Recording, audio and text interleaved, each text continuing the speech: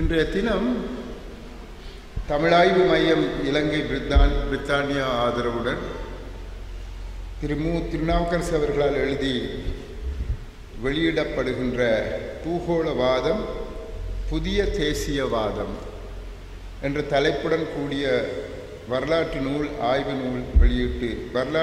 நூல் வெளியீட்டு விழாவில் உங்கள் முன் உரையாற்றுவதில் மகிழ்வடைகின்றேன். அத்துடன் படித்த அறிஞர்கள் மத்தியில் பேச வாய்ப்பு கிடைத்ததையிட்டு மகிழ்கின்றேன். இந்த நிகழ்வில் கலந்து கொள்வதற்காக என்னிடம் முன்கூட்டியே நேர ஒதுக்கீடு பெற்றுக்கொள்ளப்பட்ட போதும் 533 பக்கங்களை கொண்ட இந்நூல் எனது பார்வைக்காக நேற்று முந்தைய தினம் சேர்க்கப்பட்டு ஒரு இரவு கால அவகாசம் மட்டுமே தரப்பட்டது. ஆகையால் இந்நூலை படிப்பதற்கு நேரம் போதவில்லை. நூல் ஆய்வில் ஈடுபட்டிருக்கும் அறிஞர்கள் நூல் பற்றி நுணுக்கமாக கூறுவார்கள். என்னை பொறுத்தவரையில் பிற அவசர கடமைகளையும் புரிய வேண்டிய சூழ்நிலையில் இங்கொன்றும் அங்கொன்றுமாக சில பக்கங்களை புரட்டி பார்த்து இந்த நூலாசிரியர் திரு திருநாவுக்கரசு அவர்களால் குறிப்பிடப்பட்ட விடயங்களின் சாராம்சத்தை ஓரளவு புரிந்து கொண்டு பேச விளைகின்றேன். பூகோளவாதம் புதிய தேசியவாதம் என்ற தலைப்பில் வெளியிடப்படுகின்ற இந்த நூல் ஏனைய அரசியல் ஆய்வு கட்டுரைகளை போன்று அமையாது மிக பரந்துபட்ட ஒரு பன்முக பார்வையுடன் எழுதப்பட்டிருக்கின்றது. இப்பிரபஞ்சம் உருவாகிய காலத்திலிருந்து இன்று வரை உலகளாவிய ரீதியில் நடைபெற்ற வரலாற்று நிகழ்வுகள், கலாசார தன்னிருப்பு போராட்டங்கள், பூகோள அரசியல் மாற்றங்கள், உலக பொருளாதாரத்தின் மாறுபடு நிலை, காலனித்துவ ஆதிக்கம், அதன் மூலமான உலகமயமாக்கல் மற்றும் தற்கால அரசியல் என பல விடயங்களையும் ஆராய்ந்து வெளிக்கொண்டு வரப்பட்டுள்ளது. இவ்வாறான நூல்கள் மென்மேலும் வெளிவர வேண்டியது இன்றைய காலத்தின் கட்டாயமாகும் என்று கூறலாம். காரணம், உலகமானது சென்ற ஒரு நூற்றாண்டு காலத்தினுள் சிறுத்துவிட்டது, சுருங்கிவிட்டது. 200 வருடங்களுக்கு முன்னர் வட்டுக்கோட்டை யாழ் கல்லூரியை நடத்திய அமெரிக்கன் மிஷனரிமார் அமெரிக்காவில் பாஸ்டனில் இருந்த தமது தலைமையகத்துக்கு போய் அவர்களின் சிரேஷ்டர்களின் அறிவுரைகளை பெற்று வருவதென்றால் 6 மாதங்கள் போகவும் 6 மாதங்கள் திரும்பவும் காலம் வேண்டியிருந்தது. இன்று நினைத்த உடனே நேருக்கு நேர்க்கு போகக்கூடியதாக பேசக்கூடியதாக உள்ளது. ஆகவே உலகம் சிறுத்துவிட்டது, சுருங்கிவிட்டது. காலத்திற்கு காலம் இலங்கையில் வரலாற்று நூல்கள் மாற்றி மாற்றி எழுதப்படுகின்றன. இன்று சரித்திர ரீதியாக உண்மை என்று கூறப்படுபவை நாளை மாற்றி அமைக்கப்படுகின்றன. இதிகாச வரலாறுகளும் பழங்குடியினரின் இருப்புக்கள் மற்றும் மத வழிபாடுகள் பற்றிய பல தவறான விடயங்களை இப்பேற்பட்ட வரலாற்று நூல்கள் தாங்கி வருவதை அவதானிக்கலாம். இலங்கையின் பூர்வீக குடிகளை தமக்கு பின்னரான வந்தேறு குடிகளாக காட்சிப்படுத்துகின்ற நிகழ்வுகள் தொடர்ச்சியாக அரங்கேற்றப்பட்டு வரும் இக்காலகட்டத்தில் இன்றைய இவ்வாறான நூல்கள் பரந்துபட்ட ஆய்வுகளுடன், உசாத்துணை நூல்களின் ஆதாரங்களுடனும் பூர்வீக கல்வெட்டு அடையாளங்களுடனும் வெளிவருவது காலம் கடந்து நமது இருப்பை உறுதி செய்கின்ற ஒரு வரலாற்று ஆவணமாக கொள்ளப்படலாம். காலனித்துவ ஆதிக்கத்தின் கீழ் நாகரிக மேலாண்மை கொண்ட பலாத்கார வழிமுறைகளின் வாயிலாக அரங்கேற்றப்பட்ட உலகமயமாக்கல் நிகழ்வுகளும், சுதேச மக்களை இராணுவ ரீதியாக வெற்றி கொண்டு தங்கள் குடியேற்றங்களை நிறுவி அதனுடன் இணைந்து ஐரோப்பிய மொழி, மதம், கலாச்சாரங்கள், வாழ்க்கை முறை ஆகியவற்றையும் சேர்த்து திணித்த வரலாறுகள் சிறப்பாக எடுத்து கூறப்பட்டுள்ளன இந்த நூலில். மனிதனை பூமியில் முதலில் தோற்றுவித்த ஆப்பிரிக்கா கண்டமே உலகமெங்கும் மனித பரம்பலை ஏற்றுமதி செய்தது என்று அந்த நூலில் கூறப்பட்டுள்ளது. குமரி கண்டமே முதலில் மனிதனை தோற்றுவித்தது என்று கூறுவாரும் உளர். அந்த கருத்து வேற்றுமைக்குள் நாம் இங்கு போக வேண்டிய அவசியம் இப்பொழுதில்லை. ஆத்மஞானிகளின் கண்டம் என்று அழைக்கப்படும் பெரும் மதங்கள் தோன்றிய ஆசியா பின்பு உலகெங்கும் மத பரம்பலை ஏற்றுமதி செய்தது. அதே போன்று இந்தியாவில் கிறிஸ்துவுக்கு முன் 6ஆம் நூற்றாண்டில் தோன்றிய பௌத்தம் கிறிஸ்துவுக்கு முன் 3ஆம் நூற்றாண்டை தொடர்ந்து கிழக்கு, தென்கிழக்கு ஆசியா ஆகிய நாடுகளுக்கு பரவியதாக கூறப்பட்டுள்ளது. இவ்வாறாக பௌத்த மதம் பரவிய காலத்தில் இலங்கையின் வடபகுதியிலும் பௌத்த மத தமிழ் மக்கள் வாழ்ந்ததற்கான ஆதாரங்கள் எடுத்து கூறப்பட்டுள்ளன இந்த நூலிலே. இவ்வாறு வாழ்ந்த தமிழ் பௌத்தர்களின் சில அடையாளங்களையும் கல்வெட்டுக்களையும் இன்று அடையாளம் கண்டு அதற்கு தவறான ஒரு வியாக்கியானத்தின் மூலம் சிங்கள மக்கள் இப்பகுதிகளில் முன்பு வாழ்ந்துள்ளார்கள் என கூறப்படுகின்றது. இது முற்றிலும் தவறானது. இவ்வாறான தவறான கருத்துக்களை பரப்ப விடுவது இன அழிப்புக்கு ஒப்பானது. அடுத்து, இந்தியாவில் தோன்றிய இந்து மதம் இந்திய உபகண்டத்திற்குள்ளேயே அடங்கிவிட்டது. விதிவிலக்காக சோழ பேரரசின் ஆதிக்கத்தின் கீழ் கிறிஸ்துவுக்கு பின் 10ஆம் நூற்றாண்டில் தென்கிழக்காசிய நாடுகளை நோக்கி கலாச்சார செல்வாக்கு வடிவில் பரவிய போதும் சோழ பேரரசின் வீழ்ச்சியுடன் அப்போதைய இந்து மத செல்வாக்கு குறைந்துவிட்டதாகவும் கூறப்படுகின்றது. கிறிஸ்தவம் 16ஆம் நூற்றாண்டை தொடர்ந்து முழு உலகிற்கும் பரவியது மட்டுமன்றி தற்போது 126 நாடுகளில் கிறிஸ்தவர்கள் பெரும்பான்மையினராக வாழுகின்றனர் என்று கூறப்பட்டுள்ளது. அதே போன்று கிறிஸ்துவுக்கு பின் 6ஆம் நூற்றாண்டில் மேற்கு ஆசியாவில் தோன்றிய இஸ்லாம் மதம் இன்று 46 நாடுகளில் பெரும்பான்மையினர் மதமாக உள்ளது. சனத்தொகை ரீதியில் 2வது பெரிய சனத்தொகையாக இந்தியாவில் முஸ்லிம்கள் காணப்படுவதும் இந்த நூலில் குறிப்பிடப்பட்டுள்ளது. பூகோளவாதம் என்பது வெறுமனே புவி பரப்பு பற்றிய விடயம் மட்டுமல்ல, மாறாக புவியின் இருப்போடு தொடர்புபட்ட சூரிய குடும்ப அங்கங்களுடனான தொடர்பும் மற்றும் நட்சத்திரங்கள், பிரபஞ்சம் பற்றிய சிந்தனை அறிவுகளுடன் கூடியதே பூகோளவாதம் என்பதை படைப்பாளர் மிகச்சிறப்பாக எடுத்து கூறியிருப்பது இவரின் தனிச்சிறப்பாகும். ஹோலிஸ்டிக் அப்ரோச் என்று கூறுவார்கள். முற்றிலும் அவ்வாறான முழுமையான சிந்தனையுடன் அணுவையும் அகிலத்தையும் சேர்த்து பார்க்கின்ற ஒரு கண்ணோட்டத்தை இந்த நூலில் காண்கின்றோம். அவர் கூறாத ஒரு விடயத்தை இங்கு கூறலாம் என்று எண்ணுகின்றேன். சுமார் 45 வருடங்களுக்கு முன்னர் என்று நினைக்கின்றேன், இந்தியாவில் இருந்து ஒரு பிரசித்தி பெற்ற சோதிடர் இலங்கை வந்தார். அப்பொழுது பிரபல்யமாயிருந்த நாஸ்திகவாதி ஏப்ரஹாம் கொவூர் அவர்கள் அந்த சோதிடரிடம் ஒரு கேள்வி கேட்டார். இவ்வளவு தூரத்தில் இருக்கும் சூரியனும் சந்திரனும் பிற கிரகங்களும் மக்களின் வாழ்க்கையை மாற்றுகின்றது என்று சொல்ல உங்களுக்கு வெட்கம் இல்லையா என்று கேட்டார். அதாவது அது நடக்கக்கூடாது ஒன்று என்ற அடிப்படையிலே அவ்வாறு கேட்க முடியுமா, அப்படி சொல்ல முடியுமா என்று அவர் சொன்னார். கிருஷ்ணமூர்த்தி என்ற அந்த சோதிடர் பதற்றப்படாமல், கோள்கள் மனிதன் வாழ்வை நிர்ணயிப்பதில்லை, கர்ம வினைப்படி ஏற்கனவே விதிக்கப்பட்ட வாழ்க்கையின் அம்சங்களை கோள்களின் இருப்பிடங்களை வைத்து கணித்து சொல்கின்றோம். என் முன் இந்த குடை இருக்கின்றது, தூரத்து வெளிச்சத்தில் அது தெரியாது, இங்கிருக்கும் விளக்குகள் அனைத்தையும் போட்டுவிட்டால் இங்கிருக்கும் குடை எல்லோருக்கும் புலப்படும் என்று கூறினார். ஆகவே அத்தனை கோள்களும் எங்கெங்கு இருக்கின்றனவோ அதை வைத்து அந்த வெளிச்சத்தின் ஊடாக ஒவ்வொருவருக்கும் என்ன நடக்கப் போகின்றது என்பதை கூற முடியும் என்று அவர் கூறினார். முழுமையான அறிவு பற்றி பேசும்போது நாம் இந்த கருத்தையும் உள்வாங்கிக் கொள்ளலாம் என்று எண்ணுகின்றேன்.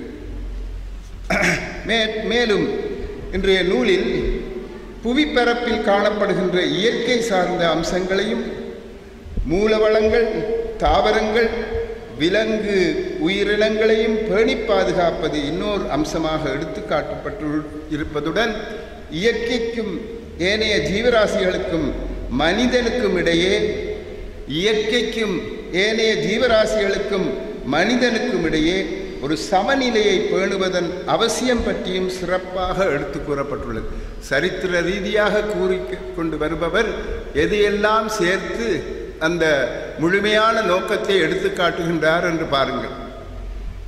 தாய்மொழி கற்கை பற்றி குறிப்பிடும் போது தாய்மொழியில் கற்றுக்கொண்ட ஒருவர் தன் தாய்மொழி மூலம் கல்வியில் பெற்ற வளர்ச்சியினூடாக தன் சிந்தனையை ஸ்தாபித்த பின்னணியில் பிறமொழி துணையோடு மேலும் தன்னையும் தன் அறிவையும் வளப்படுத்த இயலும் என்ற இவரின் வாதம் வரவேற்கத்தக்க ஒரு கருத்தாகும். இதே கருத்தையே நான் இன்றைய தினம் யாழ் வேம்படி மகளிர் கல்லூரியில் நடைபெற்ற இ-லெசன்ஸ் இருவட்டு வெளியீட்டு நிகழ்வில் வலியுறுத்தியிருந்தேன்.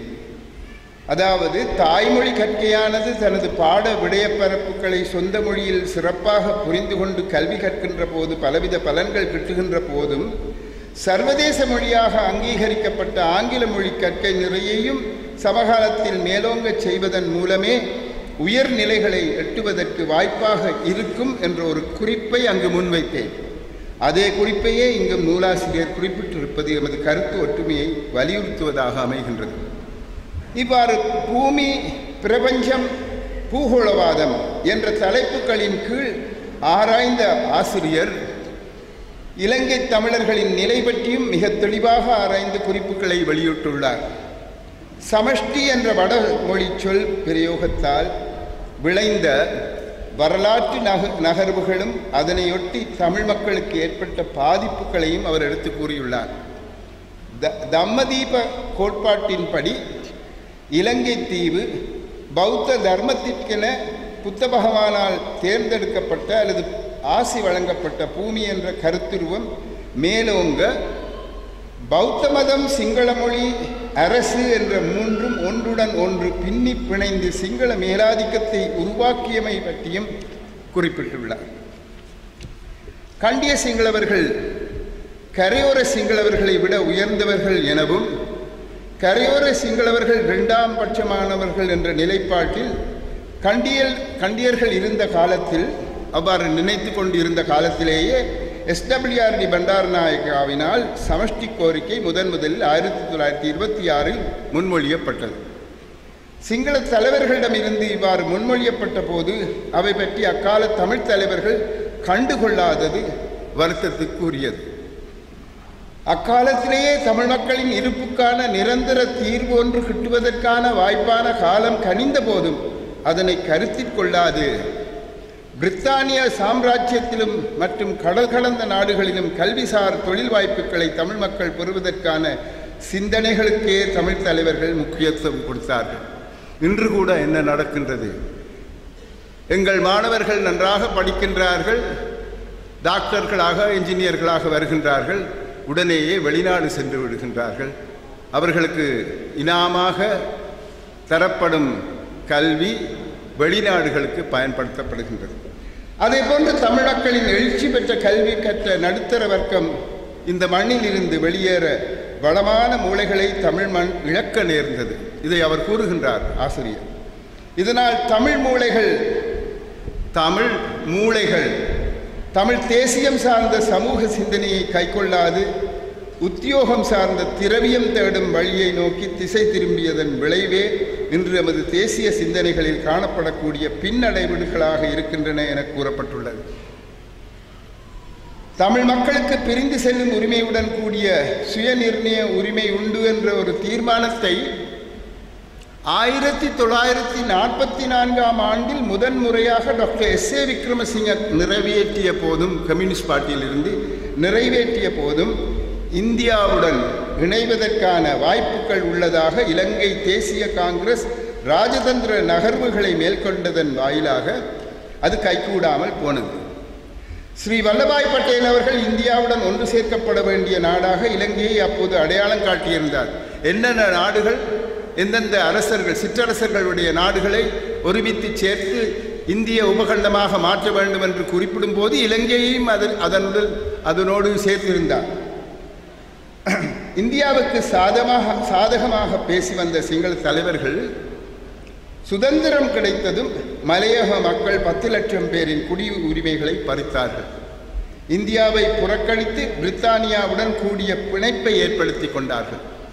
இதன் விளைவாகவே இந்தியாவுக்கு எதிரான இராணுவ தளங்களை பிரித்தானியர் இலங்கையில் அமைக்க முடிந்ததுடன் தமிழருக்கு எதிரான அரசியலமைப்பு சட்டத்தினை சிங்கள தலைவர்கள் பெற்றுக்கொள்வதற்கும் வழிவகுத்தது.